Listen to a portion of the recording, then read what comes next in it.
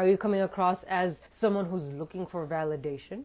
Asking, oh, but am I doing this right? What do you guys think? Can you tell me if I'm doing this well or not? That signals a lack of confidence versus someone who knows their stuff. When someone knows their stuff and they talk, you can instantly tell, like, whether they're an introvert or not, they know what they're talking about. And you have zero room for any ambiguity or any kind of doubt because you're like, come at me. Ask me a question, I'll tell you. Ask me anything about my field and I will enlighten you on what to do.